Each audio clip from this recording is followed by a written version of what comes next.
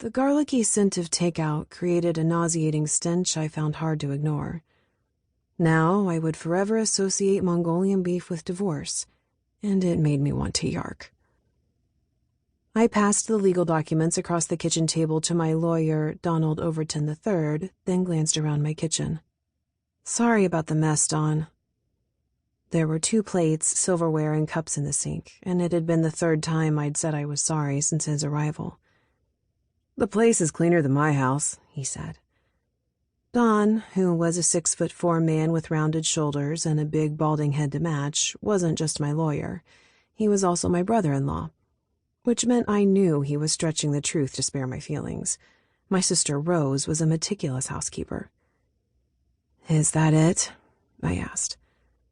He gave me a sympathetic look, emphasis on the pathetic, and nodded. That's it, Iris. Done is done. I rubbed my face. Done is done, I repeated.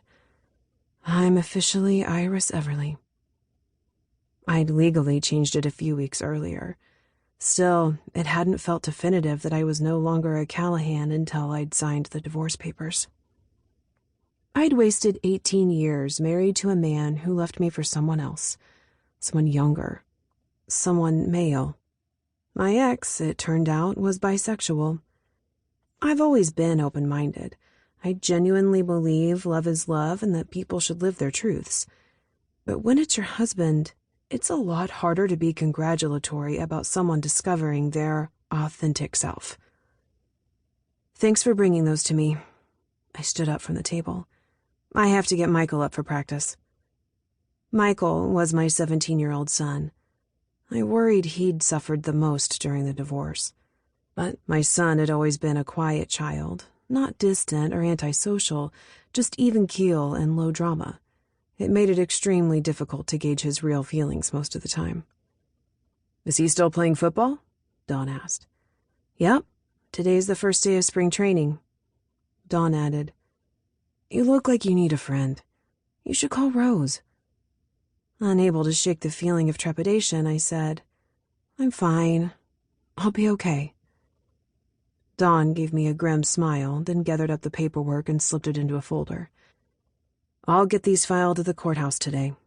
You and Michael should come to dinner tomorrow night. I stood up and walked him out of the kitchen and through the living room to the front door. I'll call Rose later, I promise, I told him, which had been the only promise Dawn had been trying to extract. Of course, I hadn't promised when I would call. Please do. You know how Rose gets.